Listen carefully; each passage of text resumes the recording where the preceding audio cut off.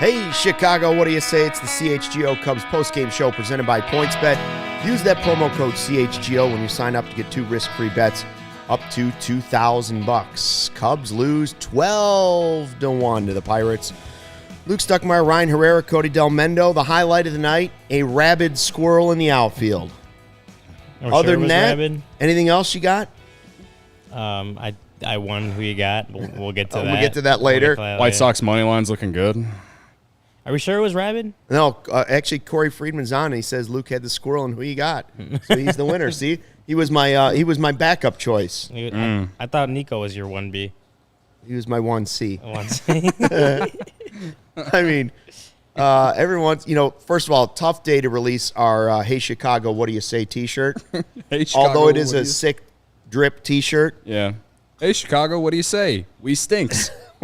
The other side of it should say we stinks. Yeah, seriously. Instead of a number. We got a new shirt. All kinds of new swag came out today. CHGO Locker. Check it out. That's the new Cubs one. We like it. It's a great shirt. We love it. It's nice and soft. Talk about it more later, but yikes. Ugh. Man, this team, I tell you what, they drew you back in. They reeled you back in a little bit, Cody, with a couple wins over the Braves. Tomorrow, the pain parlay is back, baby. Can't wait. This was more like the team that lost 10 in a row. Yeah. This is the team that lost 10 in a row. That the inning with the errors and the walks, and it was just horrific baseball. Yeah.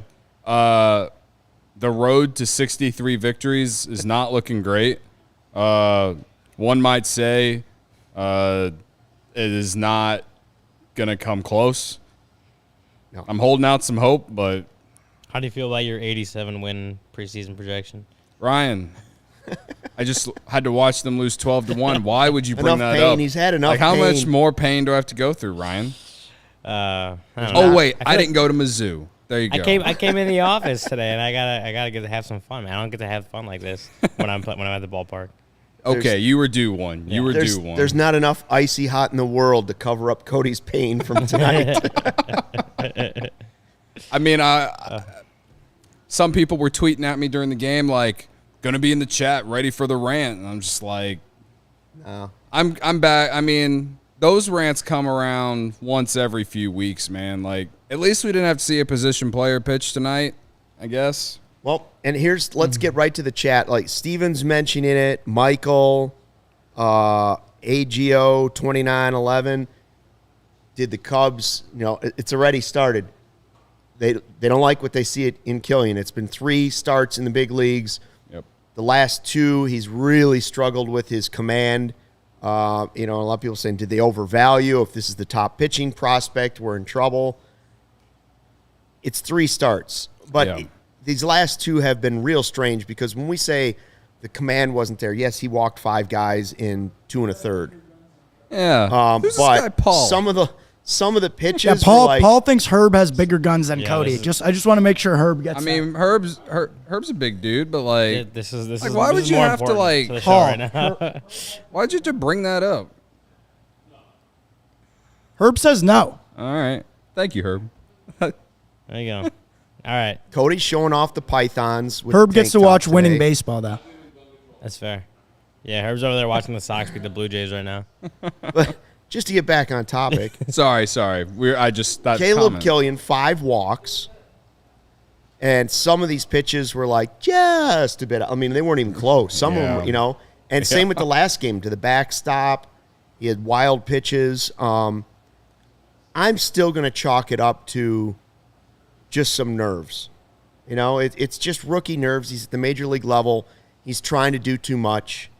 The first inning was good, the 2 strikeouts, and so I'd kind of hoped that was going to just get the snowball rolling for him. Yeah. But our friend Greg Huss put out the stat on Twitter that was shocking, I knew he had been much better with the command in the minors, but last season in the minors, a couple different levels, just over 100 innings pitched, 13 total walks. So far, in just over 11 innings for the Cubs, 12 walks. I mean, he's still throwing the same distance. Yeah. So clearly he's trying to, he's trying to do too much. Right. That's got to be the answer. As the guy from the outside, I'm not like Brendan when it comes to just pitching analytics and stuff like that. So as the fan, as someone watching on the couch, on the TV, like, to me, it's definitely that fastball command. He's like you said, he's been way off. It's not even borderline. And the first inning was great. Yeah. You struck out the first two in the first inning, and Luke's like, man, I got who you got in the bag tonight, baby. And then the second inning happened. We haven't even mentioned Jonathan VR's name yet. We'll get to it. But I know that inning, a lot of it was on him for that inning being as bad as it was. But then the next inning after that was not any better. I mean, walks will kill you. It doesn't matter how good of stuff you have. If you walk guys, it ain't going to work out. Basically, though, what I'm saying is when I'm watching it, I want to say it's mechanics or maybe he has what we call the yips. I don't know. I'm also looking at it as third star of his major league career. He does know he came in the big Chris Bryant trade. There is pressure on this guy to be something. I think at the end of the day, he's just got to get to a point where he's comfortable.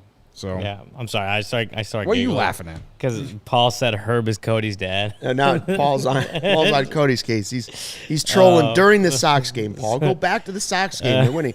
No, but I was just gonna say, like, Kilian. I mean, obviously the command, and he said it last game how his game just didn't. Nice. The game just didn't feel normal.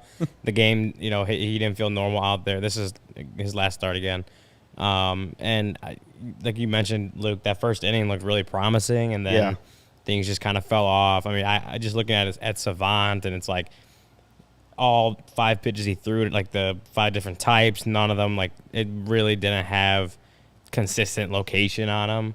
I know last time he said that he felt like he was just kind of, he wasn't just ripping it, like he was attacking and ripping it, like he was just trying to locate it too much. And what they tell pitchers, don't try to locate it, just pitch it. And I mean, maybe that's it. He's just really putting too much pressure on himself, trying too hard, and not sticking to the things that have made him really good in the minor leagues. Maybe rookie nerves could be a part of it, and it could just be he's not working out well right now, and we don't know, or I think we can expect that once some of these injuries in the rotation kind of work themselves out, he'll probably go back down to Iowa with notes, which different things that Tommy Hotovy and CY and everyone else can give him, to be like, hey, go work on this stuff down in AAA. Like, this is what you need to work on before bringing it back up. So maybe he gets another start or two in this rotation before then. We'd definitely like to see him get back to, especially what he did in his first one, a little obviously better than the last two. It just wasn't good after that first inning. The first inning again was promising.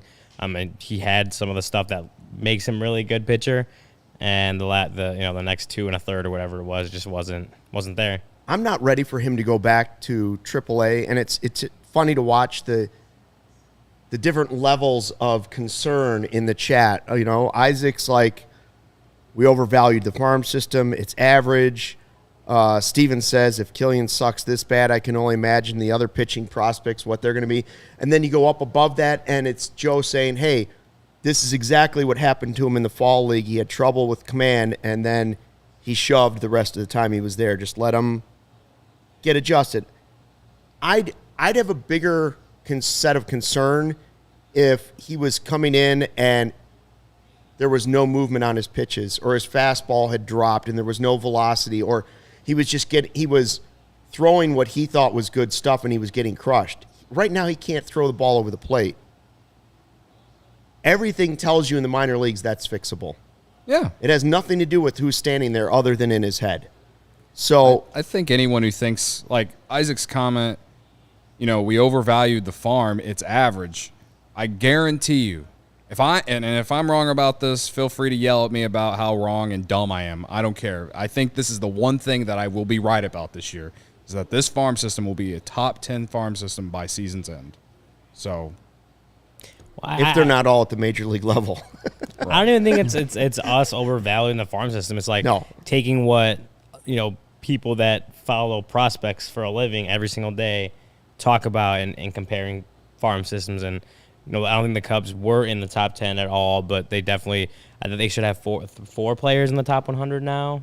I think Caleb Kilian is just outside it. Well, I know baseball. I know Baseball America literally put him number 100 on their top 100. Yeah, and I think he's just outside the top 100 in pipeline. Right. So I think it's Hernandez, PCA, Davis, and then Kilian. So I think it's a little too early to just shoot down the. At least give the guy 10 starts. That's what I think. For sure. But then even the farm system is it's just overreacting.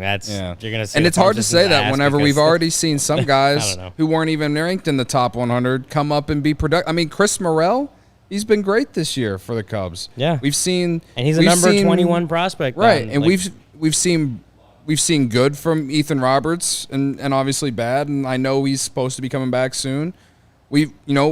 I know Keegan Thompson was a prospect last year, but he's a pitching prospect. Justin Steele, pitching prospect. The pitching side of the farm is, I personally feel like the pitching side at least is something that we really don't have to get insanely concerned about. I just think that for pitching prospects, it is always a roller coaster at the start, unless you're, the name I'm thinking about off the top of my head, because I just remember the hype when he came up, like Steven Strasburg. I remember the hype he had coming up, nationally broadcasted game in his major league debut. I'm pretty sure there's a lot of talk about it. That was also a long time ago, and how baseball was covered. But those are few and far in between, though, right? You gotta give some of these guys some time and a chance. And again, remember.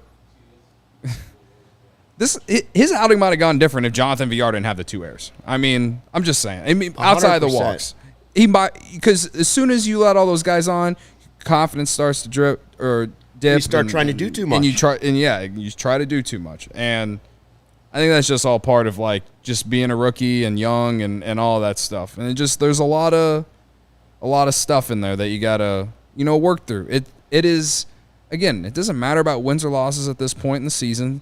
You just hope by the end of September you've seen enough from Kilian that lets you go into next year thinking, okay, this guy should be in the rotation opening day in 2023. He can't take anything from the first 3 starts. A little disappointment because he didn't come in and do the best right out of the gate. Actually, his first start was really, really good. I have no complaints about his first start. He hasn't had command in the next 2. It's not a big deal. This is why what Kerry Wood did back in the day is so unbelievable in his 5th start to have the greatest game ever pitched. Yeah. Because it doesn't happen. You don't just come up and have that kind of poise and command and all of that at one time. And I know, and this season is the perfect time to let him work it out. And then the amount of pitchers that come up and are successful big league starters right away is minuscule, a small fraction of all anyone that's ever been at a time a good major league starter. Most of them, probably a vast majority of them, did not come up and have success right away. Again, like everyone's saying, it's just Kilian struggling is obviously disappointing to see, because you expect better results from the top pitching prospect, but at the same time he's a rookie. He's 3 starts in. And if you're gonna write him off this early, then I don't know what to tell you. I don't know what to say if you're gonna say Caleb Kilian's not it right now, because I don't know that he is gonna be anything good. But it's 3 starts into his big league career.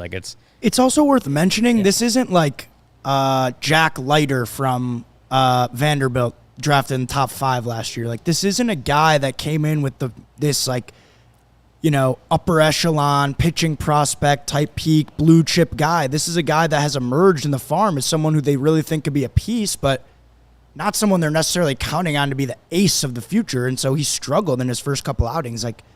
That's okay. Right. I just think that point has sort of been lost amongst the Cubs fans right now. And I saw a comment that said the same thing. I thought it was a great point, I think, from Joe. I will go back on that a little bit and say that I do think they have higher expectations than that overall for him. But at this point, I think the expectation is you just want the guy to be a guy who can give you 30 starts a year whenever he's actually comfortable in the league. I would hope that, considering he came back in the Chris Bryant trade, I would hope that the Cubs project him as a top 3 rotation starter, by 2024. That's what I would expect. Listen, Steele and Keegan Thompson both had struggles last year at times. They both look good at times. So far, that's what we've seen of Kilian coming up. This year, Thompson and Steele have had stretches of greatness and struggles. Keegan just came off 2 really bad starts. And then he had 3 great ones in a row. And now today everybody's saying, we have 2 pieces. You look at the Thompson start backed up against the Steele one, you go, wow, okay, we've got something. Flashes, you have 2 pieces of the rotation for next year. But one of them will probably struggle in their next outing, and you'll say, oh, they're no good. We're going to put them back in the bullpen. That's just the roller coaster of young pitchers right now. It's just not lights out for everybody when they come up to the major league level. And he had a bad game. He's had 2 bum games in a row. You know what? Frankly, the games don't mean anything other than this start. So it was disappointing that it happened so early, because once he came out, I was like, all right, we got 2 more hours of watching this game, and what else is going to interest me? That's what I wanted to watch in the game tonight. That part of it's disappointing. Do I think Caleb Kilian's going to be a bust? No. This doesn't change my mind about him at all. No. Any more than the first game where he had 1 bad inning. I was like, I wasn't going to say after that, oh, there's a perennial a future Hall of Famer. It's just part of what's going to happen. And hopefully by the next time around, he'll figure it out. I saw, I think it was Joe saying that he thought Kilian mentioned that the baseballs were different at the major league level, which the baseballs have been, if he did say that, it's interesting because baseballs have been such a big part of this season and the discussion around the league. Pitchers all saying there's something different with the baseball. It's soft. They don't like it. I have no idea if that's true or not, but it'd be interesting, if that's something he's had to adjust to. Now, that said, it didn't affect Swarmer in a couple starts, but then he had a couple bad starts, and we'll see more of him tomorrow. But again, it's guys coming up. You can't expect them to come up and just be Hall of Famers. I think right out of the gate. Yeah, and I think a lot of the overreaction here is because it was against the Pirates. And listen, yes, I'm with everyone. The Cubs are running their organization like the Pirates this year. It's a disgrace. It's an embarrassment. Blah blah blah. I've said it. I've said the spiel. But right now, you could say that the Pirates, their future outlook looks a lot better than the Cubs when you look at some of the guys that they got. Brian Hayes, I know he went 0 for 4 tonight, but he's got a bright future. They already extended him. O'Neal Cruz, 2 for 5 tonight, 4 RBIs. Yep, 2 runs. And then Madras, 3 for 4. I'm not saying Brian Reynolds, if they don't end up trading him. Yeah, and Brian Reynolds, 2 hits. And then Cubs legend Dan Vogelbach, 2 hits, whatever. Always. Again, I'm not saying the Pirates en route to win 100 games in the next 2 years.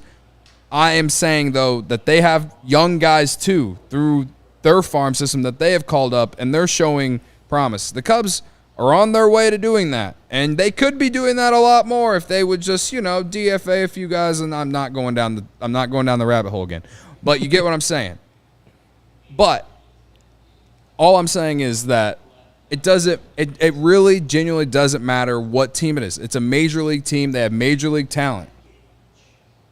Almost every team. I mean, you can even find the major league talent on the Cubs roster with as bad as they are. Sure. So I just, again, do not just because it's the Pirates, do not overreact to Caleb Kilian's star because they played the Pirates. I think that's lazy, honestly. Michael in the chat, Michael Collada, here's what I would say to your comments. The first one is games don't mean anything, which is what I was saying. June 22nd, big league team, what a joke. I'm not here to sugarcoat it. That's just a fact. Just the truth The at this score point. of the games really means nothing other than, hey, if you want to enjoy the game and it's fun to see a win, but if you think they're going to the playoffs, no, they mean nothing. The only thing the games mean this year is about development, individual players making progress. And so you didn't see it these last 2 games with Kilian.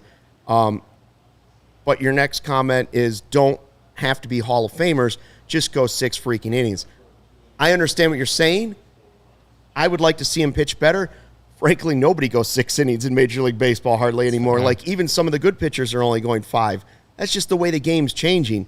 Now, would I have liked to have seen 5 or 6 good innings? Yes, that's what we're looking for. But he hasn't had that in 2 of his 3 starts.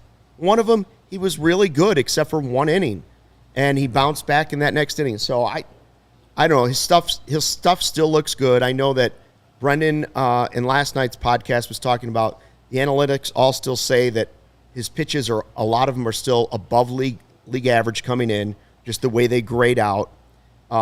It's about command. It's simply about command. And so when that gets under control, no pun intended, things will turn around for Caleb Kilian. Have some faith. Like, 2 bad games on the major league level does not mean a pitcher is a bust. No. It's just, it's not even in the conversation right now. Way too early. He could, in fact, he could not have any success this season. Go back and come back next season and be a completely different pitcher. Before we read Lil Yumper's super chat, which shout out to you, bud. I just, people are talking about, complaining about the lack of being able to go deep in the game, stuff like that. We've mentioned Matthew Liberatore on this podcast before. He's the top pitching prospect for the Cardinals. I think someone said every time the Cardinals bring someone up, they're good. I will tend to agree with that on a certain spectrum for sure. But I just want to say he has 4 starts, and he got roughed up, one of them by the Cubs, gave up 4 runs, and then on May 21st against the Pirates, he also gave up 4 runs. And the most he's gone is 5 innings. He pitched 5 innings on June 14th and didn't allow a run. But again, he's going through the ups and downs as well. Like, I just it goes back to my point that it's just way too early. And again, he is a more highly touted prospect than Kilian, I think, in terms of rankings. So, you can go find other young pitchers. If you want to grade this based off other young pitchers in the league, I think you should go check out some other young pitchers in the league and just look at their box score, their first 5 starts, I guess. This isn't uncommon. So no, I goes 29-11, but we just saw a rookie, struggling young pitcher, which is okay, but many were expecting something else. They were expecting the Kilian show. Don't get me wrong. Everybody's disappointed. At least I know I am watching it. Like, I'm disappointed in the 3 starts as a whole. Yeah, we were all hoping that he was going to come out and strike out 11 guys, Yeah. And it is, yes, it's social media, and it's our show, it's everybody's show. Excited to see him come up. Yeah, because it was something to look forward to. Right. Again, the score, while it's fun to root for wins and losses, what are they, 17 games under 500? Like, it doesn't matter at this point. Like, right. It doesn't matter. But Kilian making progress would matter. And so, yes, it is disappointing, but don't forget that his next start could change your mind completely the other direction. Right.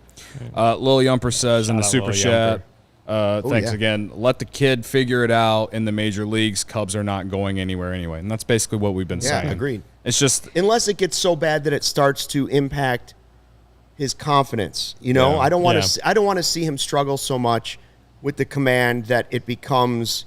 Rich Hill had it for a while when it was the Cubs. He was throwing it to the backstop at Wrigley Field, like up into the netting sometimes. I don't want to see it mentally bother him, and I have no idea if it is or isn't.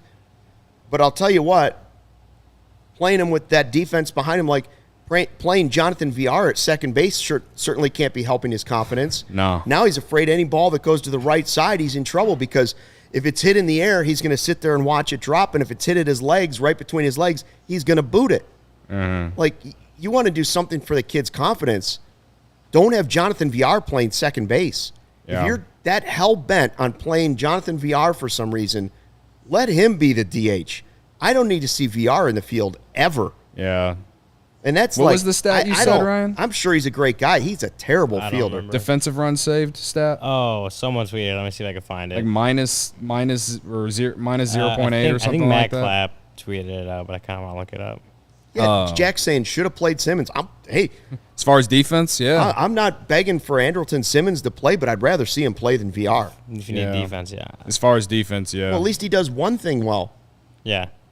The defense or the Wi-Fi in this spot is not good. So yeah, my Wi-Fi has stopped working too. It's gonna take me a little bit to get there. Who else? Steven says I've not seen any progress from Kilian, and that's a bit concerning. I mean, I get it, but I mean, we've seen good from him. Did we forget about the first start? And that was against the best lineup he's seen. It has not been a complete disaster so far. Did we read Little Yumper's comment? Yeah, we did. Okay. Oh, perfect. Yeah. Perfect. And shout out to Little Yumper for that. It's from Matt Clapp at the Blog Finds on Twitter. Jonathan VR entered this game worth -7 defensive runs saved and -8 outs above average. That's really hard to do in 42 games. I agree. It's been that bad defensively, bro. It's not just been at second base. It's been at short. It's been at third. It's not great, man. And like this was a 2.5 WAR player last year. I have no idea what happened to him. No. It's like and the Cubs think they can get something for him. I don't know how the Cubs think they're going to get anything from him at the deadline. I don't. Corey jumps in and says, can't miss an opportunity to get a guy with a 580 OPS into the lineup who also rates negatively as a defender. Just no choice but to play VR. I mean, obviously it has to do with they're trying to shop him somehow. Or tank. But seeing that, what team would be like, yep, give me some of that. The drop fly ball and the boot at second base. He's not even giving you offense, man. I mean, Cody picked him for who you got. That was one of the boldest picks of the year. Just to will into some existence. The boldest pick of the year. Somehow this guy is hitting over 500 against JT Brubaker. If he again, 2.5 WAR player last year. He was good at some point. He just is not now. There are two things that are now not allowed on who you got. Cody's not allowed to pick VR, and I'm not allowed to pick a pitcher. Yeah. Because every time I pick a pitcher, they're horrific. Like it doesn't matter who it is, they bomb. Every time I pick them, it's like second inning. Well, I'm not winning who you got. Yeah. And there have been some good pitching performances this year. I haven't picked any of them. Pitching is just not your thing, Luke. It is not. I'm not the pitch doctor. What else we got? Ian Happ has to be traded. We've got to get all of our eggs in the prospects basket. Isaac. We're going to talk about that in the second segment? We'll save Happer. Yeah, we'll save Happer. Morel? Are you? So, yeah, a lot of people obviously worried that Kilian is a bust after 3 starts in the big leagues. I'm sorry, I'm laughing. So are you worried about Christopher Morel because he's been striking out a lot more in the last week? Tonight, the first 2 weren't great. He popped out his third at bat, then he got a hit, and then in his last at bat, he had a 10-pitch at bat. So, am I concerned he's striking out too much? Maybe a little bit, but I'm hoping that he, evens it out a little bit. Strikeouts are going to happen. But I still think he's giving you quality at bats more often than not. So I think we still need to see a little bit more of a sample size to actually be very, very concerned. But he had a 4 strikeout game last week. He had a 3 strikeout game on Friday. 4 or 3. This was a 2. He had 4 against the Yankees. I think it's that Sunday against the Yankees. Has had a couple multiple strikeout games in the last week. May he was at 22.6% K rate, which it's pretty league average. That's 2 weeks. In June, he's at a 31.8% K rate. So on the season, he's now up to above almost 280 or not 280, almost 28%. The league's adjusted to him a little bit. Like that. Yeah, they have. And he was never a low strikeout guy anyway. He was always hovering around the mid-20s, had a few upper 20s percentages of his strikeout rate. Mm-hmm. That's how he's always been. I think the low strikeout rate was a surprise the first couple weeks. I'm not saying this is who he is or this is how he's going to be as a major league player because, like you said, Cody, he has had a lot of really good at-bats, and you've seen that he has the ability to have really good at-bats. The strikeout rate and just the rise over the last 2 weeks of that is concerning, but again, as Luke said, if it's just the league adjusting to him, getting more data on him, getting better scouting reports, and figuring out how best to attack him, then it's up to Morel to work on that and work on adjusting back to the league, and just seeing him, and a little over a month now in the big leagues, he has a great work ethic. He's someone that likes to play, just likes to play baseball, likes to be good at baseball, and so I think you can. I think he will certainly work on the things that is making that strikeout rate go up, which in turn is making him have his numbers are falling. I mean, will he ultimately adjust and get back to the guy that was lighting the world on fire? We don't know that. That remains to be seen. But I think just knowing Chris Morel as a player, like, that's going to be something he's going to go head on and trying to figure out, because again, the strikeout rate has risen, and that's concerning. So it's up to him to obviously bring that back down. No, and it's not to say that I'm not, like, I guess, concerned. I am. It's on my radar. Like, I've definitely noticed it. But I don't know. Like, it's, when you hear in the minor leagues he barely walked any at one point, and then suddenly was able to flip it and become just an elite on base guy who was able to work walks and stuff. That's not something you can teach. Like, the amount of times the Cubs tried to do that with Starlin Castro was, example enough, in my opinion, to say that you just can't teach that. You either can do it or you can't. So, I know a lot of people think that he is going to be just a solid player, average, whatever. Hey, the first month of his career was, all-star level stuff. Do I think he's going to be an all-star one day? I don't know. I still don't know. And even during that month, I was like, this guy's just, I was saying he's our Lord and Savior just because he was giving us something fun to watch, I don't know if he's going to give us that kind of production for a full season. But I do think that he is, at this point, been a very solid baseball player, even during this stretch of more strikeouts. He's giving you versatility defensively. And, he struck out twice tonight, but he also got a hit. He had a 10-pitch at bat that resulted in an out, but it's still a good sign that, he's still working counts. He's still, battling. He had that 10-pitch at bat and was 12-1. Like, no one was watching the game. Like, he could have just folded and swung at the first pitch, grounded to short, something like that, and, like, just be done. But, he cares about every at bat, and, like, that's something that, as someone like me who watches every inch of the game, like, something that I pay attention to. So, again, I don't know what kind of player he's going to project to yet, but I still think it's trending up more so than trending down. Morel, Thompson, Steele, Horner, all of the guys that you're excited about this season have all had tough stretches. It's not all going to be perfect throughout the season, and it's, we talk about each game after it's over, and so that's such a tiny sample size. Did we notice it? Yes. Is it concerning at this point? No, I don't think so. How about your bets, Cody? You get anything good going tonight? Well, how's like your bank account? I said earlier, I did bet the White Sox money line. Are the Avalanche winning? No, they were not. It was 6-3. They were losing. Yikes. The bots are back, though. The bots are back, yeah. I just don't get it. Tinder is literally free. I don't know, it doesn't make a lot of sense to me. But. It is. Yeah, they do have subscription, I heard, though. I don't know. You heard. I heard. I did hear it. I don't need it anymore. Anyway, I made all my bets on my favorite app. I log on it every morning. I'm laying in bed. I just roll over, grab my phone.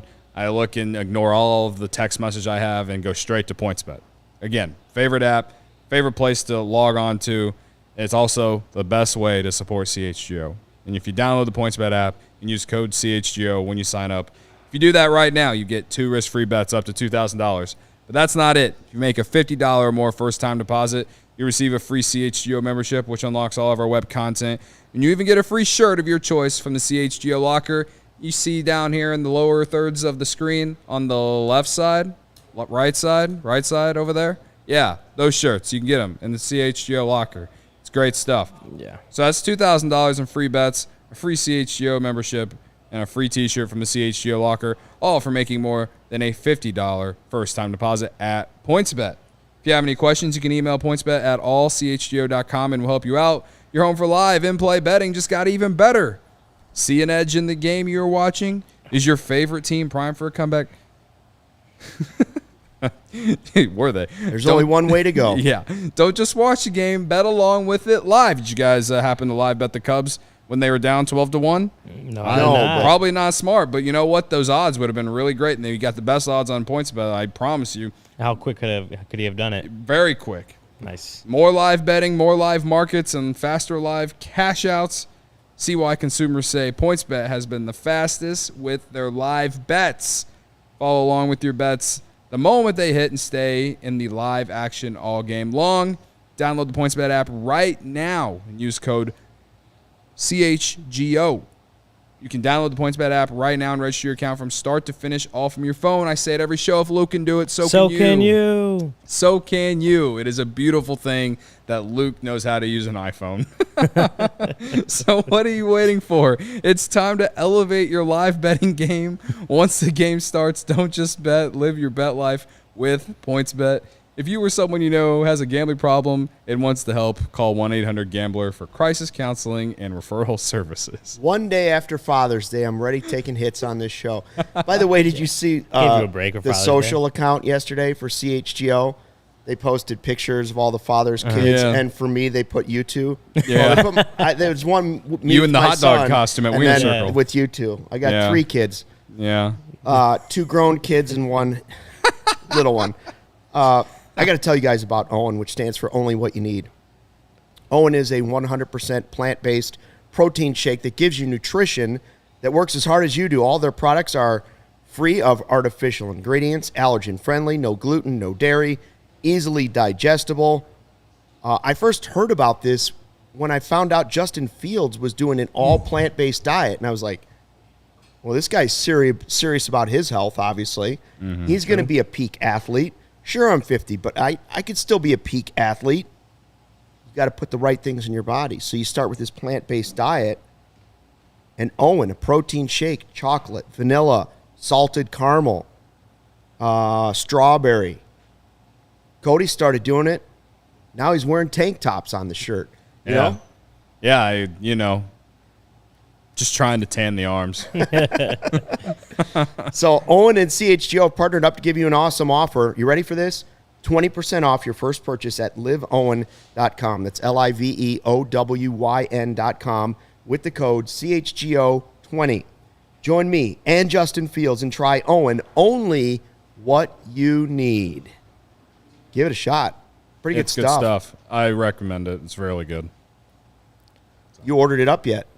You're going to. I'm going to. I'm trying. I've been spending way too much money lately. On shoes. Yeah. Just take some of that shoe money and put That's it what I said. You got to set the shoe money aside. Well, when the Cubs are not winning, I either eat or I buy shoes. So, I got to choose one. And I'm trying to lose weight. It's the summer. I got to go to a wedding this weekend. I got to, I got to keep the girlfriend interested, like got a lot of stuff here, Stucky. Like it's hard to just be like, nah. Right. I know it. And then I brought cupcakes in today. That didn't help either. Yeah, it did not help at all. Cake pops and cupcakes. Still kind of angry at you for that. Might bring a few more in tomorrow, but I got to tell you, that cleared out real quick. That box of cupcakes. Cupcakes and cake I don't pops. know I who had was the cake pops. Food in this office in general. Fast. You leave something out. It's like It's not last until the end of the day. It's like the Bermuda Triangle. Like it just kind of disappears. Just goes away. The jar of candy's back, too, I saw. Yeah, I've been snacking on some candy. Isaac says raw cookie dough hours. It definitely is. Especially after a 12-1 loss. Don't give Luke any ideas here. He's going to leave the show and go right to Cone. If it's still, it might be still open, Raw cookie dough is good stuff. You ever get sick? People are always like, oh, you can't eat raw cookie dough, the eggs. Never got sick. As a kid, I ate that stuff all the time. There's like an ice cream shop in my hometown, like right outside the grocery store. And every time I went there, I'd ride my bike down there, and I would get it was like their version of a cookie dough blizzard from Dairy Queen. Ooh. Got it every single time. DQ run right now. Every single time. It was like, I did not care. So, yeah. You always go blizzards at DQ. What do you? Yeah. Always a blizzard? I always go blizzard. What about the Dilly Bar back in the day? I mean, it's good, but like the blizzard just hits different, bro. Yeah, the brownie batter blizzard. Yeah. I also like Butterfinger or Snickers. Luke strikes me as a butterscotch Dilly Bar guy. No. That was my guy. Just the regular Dilly Bar if I go that way. But I'm usually a blizzard there too, or just the cone dipped in chocolate. Ooh. Like a large vanilla cone dipped in chocolate. That was my go-to as a kid. I used to collect the little baseball helmets, Yeah. On vacation, we'd always go to Dairy Queen a lot, and each week they'd have like different teams come through. So if you were there a different year, you'd get a different team. I had all the teams on a standings board. I had every helmet. That's how many Sundays I had as a kid. Good for you. Good for you, he says. No, I was just if the Brownie Batter Blizzard is out of stock, I'll just get like chocolate Blizzard with M&Ms in it. Very simple. And there you go. Big M&M guy. Royal Cheesecake Blizzard. Oreo Brownie Earthquake. Never tried it. If you're... I've not had that. They had one, the last Blizzard I had, which was probably a couple months ago, they had a mint... Talk about food on this show. They had a mint brownie one, so it was like a mint ice cream with chunks of chocolate brownie in it. Dynamite. Isaac says Thin Mint Blizzard. Girl Scout Thin Mint. Yeah, that sounds good. good. Oh, those bang. That's you good. got to put them in the freezer, too. See, if we can't have treats to make us feel better on this show, We'll just we can talk at least about 'em. talk about them a little bit. Yeah. I used to get rainbow sherbet at Baskin Robbins back in the day when I used to get cones. I love rainbow sherbet. What about the rainbow cone in Chicago? I've never had it. Never had it. I know it's a little more of a South Side thing, but it's now expanded out to Skokie and some of the suburbs this summer. Rainbow cone. Is That it? sounds like an ice cream social. Oh, side they trip. were talking about that on the CHGO show the other day. Weren't Yeah, I've they? never had it. Couple It's like weeks ago? stacked with all the different flavors. Really? Go Yeah, check out the never had it. CHGO show if you haven't. It's on. could it's on probably our I love YouTube how page. we did Podcast from there. I love how we did an Owen ad, and now we're talking about ice cream. Yeah. Well, you got to balance out life. You go with Balance. listen, Balance. you got to go the protein shake in the morning, and then you can have the cookie dough at night. That's the way I've lived my life for a long time, as it clearly shows. All right, let's get to the who you got. We talked about it a little bit. Happ wins. Yeah. Yeah, Happ wins tonight. Ryan wins. I mean, I had Kilian, and I've sent him back to the minors. Basically, is what everybody's saying. Like, tough game. I've picked him twice in the last two games. Now, both starts went Kilian. Didn't work out. I won't do it to him again. You went VR. That might be the worst selection of the year.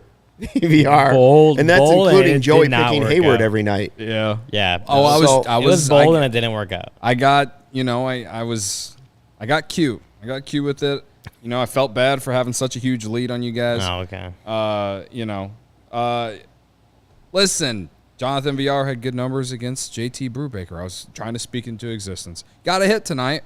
It's not like he went 0 for. He just can't play defense. So what are the standings then? 10, 10-8-5. 10-8. Man, it's still stuck on 5.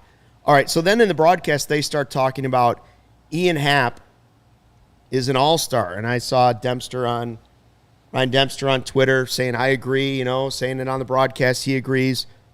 So who are the other outfielders? I mean, Happ is having a good season. Yeah. Now, he's not going to be a guy that's going to get voted in by the fans. That's just not going to happen. But is he worthy of an all-star? Early on we talked about Keegan Thompson, and then he had a couple bad outings. Yeah.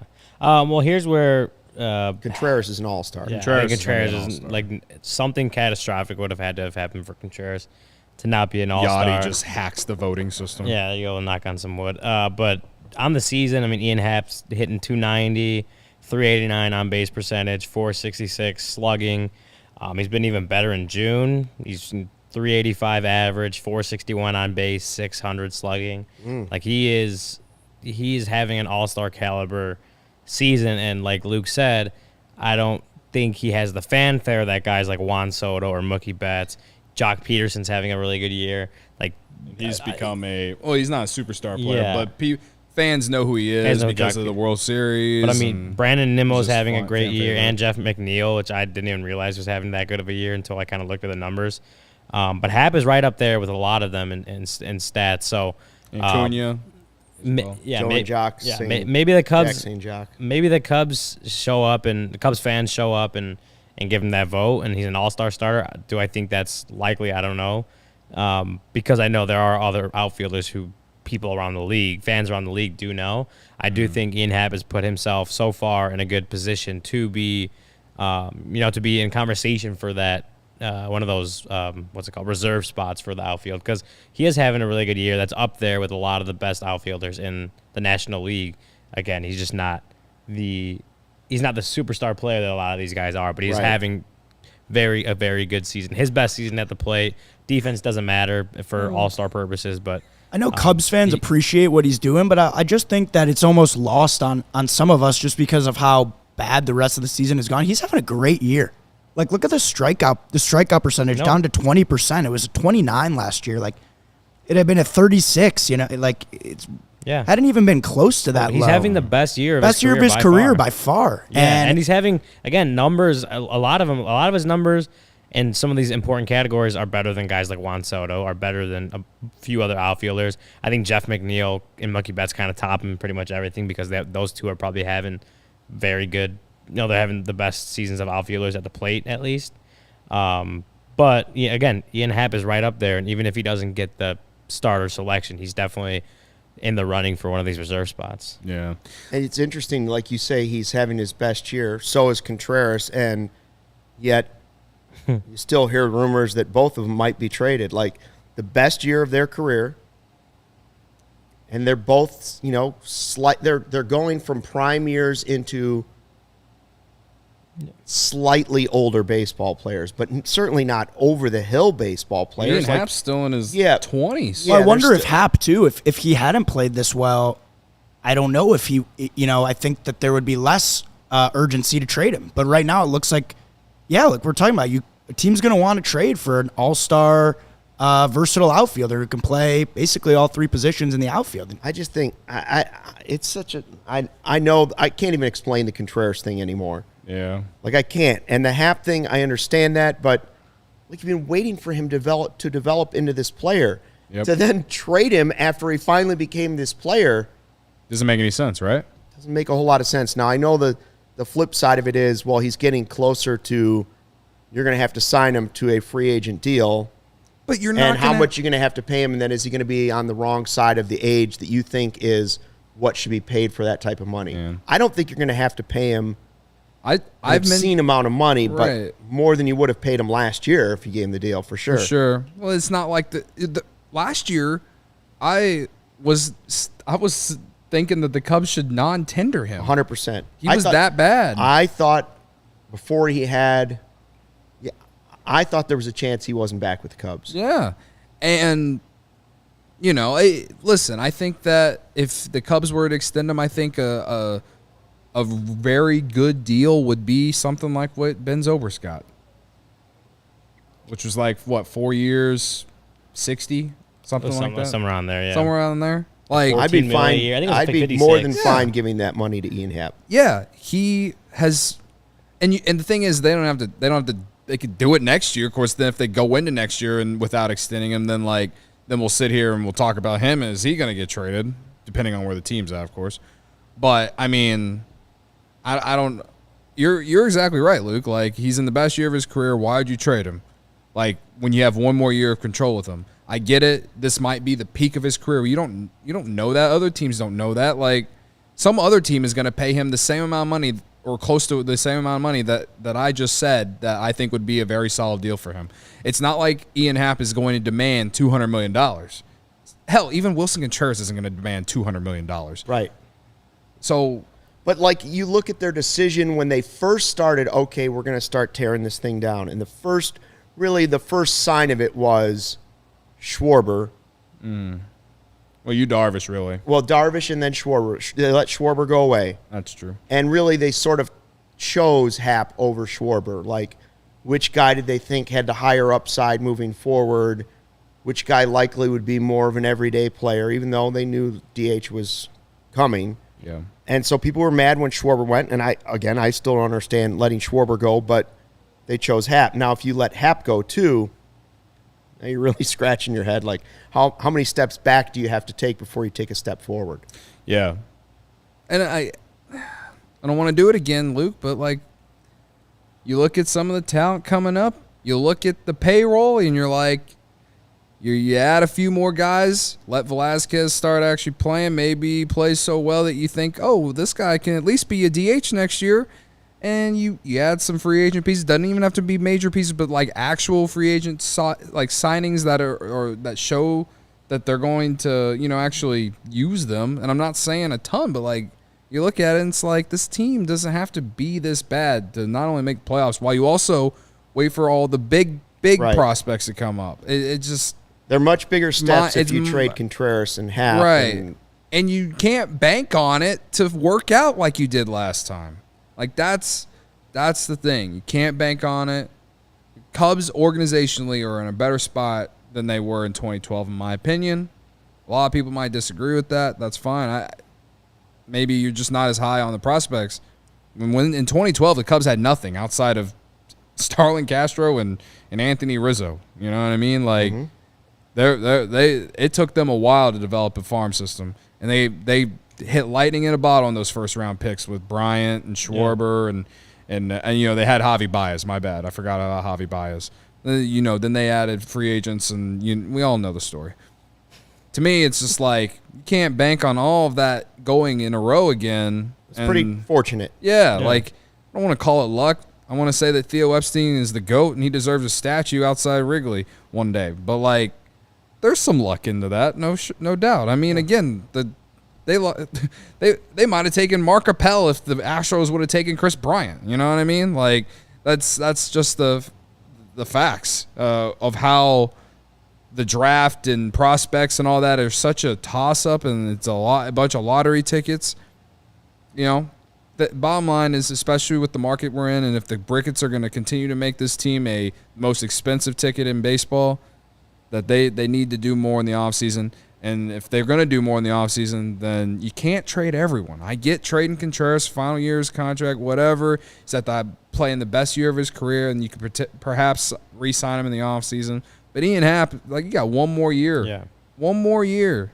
And I'm someone who wants them to extend Contreras. Like, trading Robertson, Givens, Chris Martin, Rafael Ortega, a few of these other guys. You probably get some for Wisdom now too. I'd rather them trade Wisdom than Happ and Contreras personally.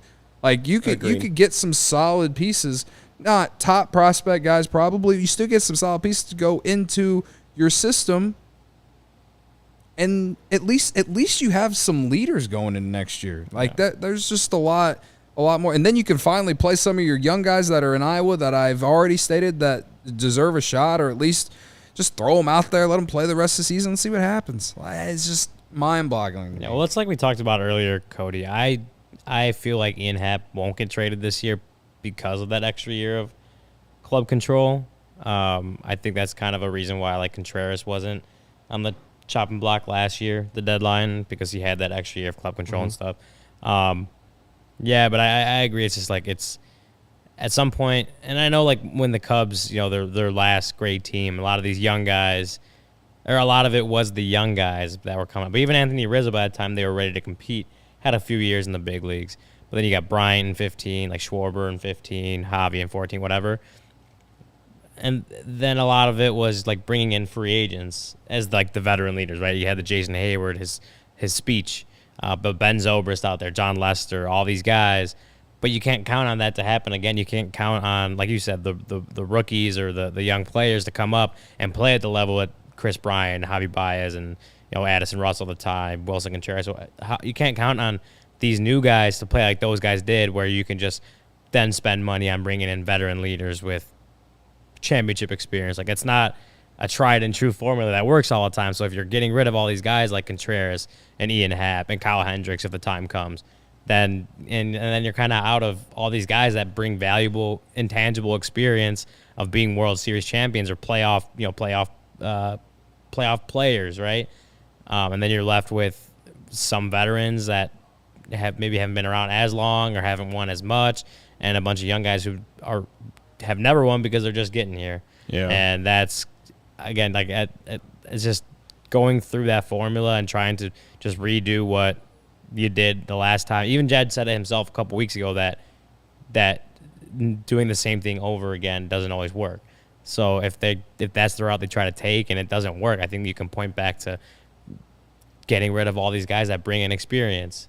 Yeah. That it's tough. It's a tough position, obviously, but if there was a young guy that was coming up and you felt like he was going to be the leader, and perhaps Brennan Davis would have been that guy this year, which we still don't really know the outlook for him yet for even playing this year. Surprised we haven't heard anything. There'd be a really young guy to be the leader, right out of the gate. But at least you would have some hope that he could, because he's the top prospect in the system and a top 20 prospect in baseball. But at this point, we're just assuming he ain't going to play until next year. And like that's a whole year off without even playing anything at all, like even in the minors or anything. Like no at bats, no professional, no actual pitching. You just can't go into next year and think that this guy's gonna be able to jump in and just like produce for you. I mean, that's kind of similar to what the Royals did with Bobby Witt Jr., right? Like they just threw him out there and like he struggled a lot, and I do think that he's going to be better by the end of the year, but like it hasn't been pretty to start for him. So, it's just kind of one of those things where it's more of about wanting to know what Jed's thinking in his head more than anything, because like I don't want to come on here and complain about the same shit every night, and I tried to not do it, and here I go and then I did it again, but like.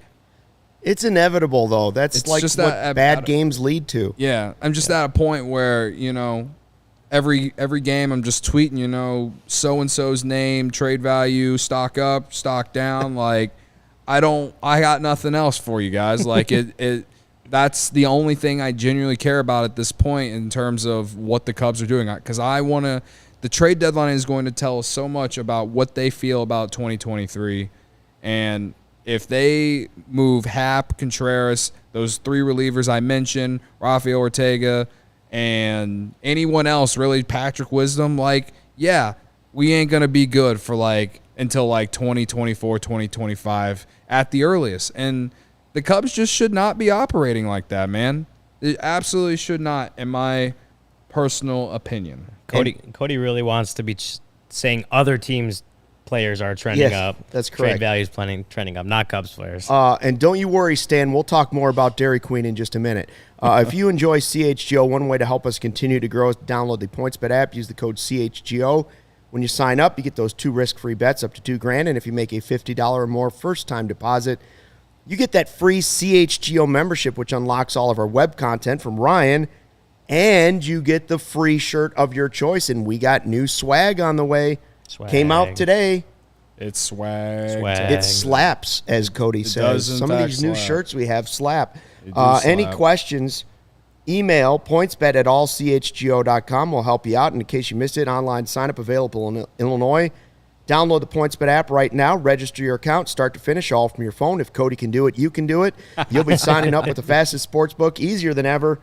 And you can start living your bet life in seconds. So what are you waiting for? Once the game starts, don't just bet. Live your life with PointsBet. Gambling problem, call 1-800-522-4700. Reading problem, call 1-800-STUCKY.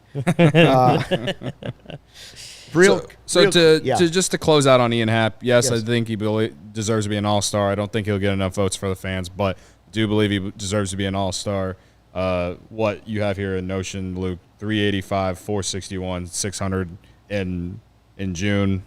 He's having a hell of a month. He had a great April. His May was down a little bit, but overall, it's been very good. He deserves to be highlighted by Major League Baseball. Thank you. I also think with the Cubs, when you talk about the Cubs and everybody talks about what value Hayward has left on this team, and it's mostly people say leadership, like he's the guy to bring guys under their wings. Ian Happ's great for that too. So if you're going to lose that with Hayward eventually, Happ is a guy that can take that mantle and go with it, I hope. I'd like to see him stay with the Cubs, too. So the next 3 games, Kilian didn't work out, but you still get a nice view of possibly future pieces of the rotation. Swarmer, Thompson, Steele, right? Bang, bang, bang. Yeah, all guys with 39 combined career starts.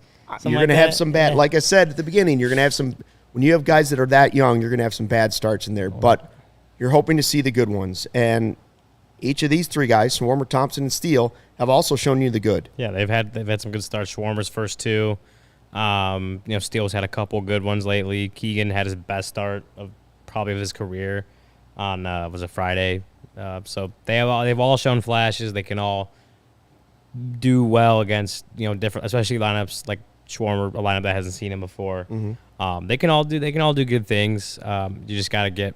I remember Kyle Hendricks said this back when they were in Milwaukee, but it's like you just got, for him specifically, but this is for everyone. You just got to get more of the good, and you got to see more of the good. Like you're gonna have some bad starts from these young guys, but if you can get more of the good more often than not, then you really start seeing what these guys can be for a future competitive team. If they, if they're starting rotation guys, if they're good multi-inning relievers, whatever it is, if they show you and continue to show you more of the good that they have and more of what makes them good, then you'll start seeing whether they can be what their role can be on a good competitive pitching staff. Well, hopefully Swarmer does better than Kilian did tonight. Cubs turn it around and maybe get the second game of this series. We'll find out. We're going to be here for a pregame show, 5:30 on Tuesday. Hope you'll join us for that. And then we'll be back after the game for a full hour again, right here on CHGO, bringing you the postgame show. Hopefully it's more positive, but if we go into what's wrong with the franchise, we're ready to do that too. And if you want to talk, blizzards, sometimes you need to feel a little bit better. We'll talk blizzards if that's what happens. Sometimes you need Dairy comfort Queen food, there? baby. You know what? I want to guess with Cone down the street, no. But I did just notice that the place next door, Cone, does mix things in. Like they'll do a blizzard type thing. I have to go take care of that tomorrow. Game changer. Yeah, we should have an ice cream. We should have ice cream social tonight. Well, we can't do an ice cream social tomorrow. It's gonna be like 101 degrees. It's just gonna melt everywhere. That's fair. Oh yeah. But the thing is, Stucky, is you said that your new life starts on Wednesday. Starts on Wednesday. Yeah. Could be Thursday. It could be Thursday. We'll move it to Thursday. We'll check out. As long as I have Owen in my back pocket, I feel good about at least half of my day and what I have going on. And as long as I have craft coffee, I'll be able to sleep at night. So. See, there you go. There's your spin zone for the night. Baby. Thanks for dropping in to check out the CHGO Cubs Postgame Show podcast. We'll be back tomorrow. We'll see you then, and hopefully you'll be able to fly the W.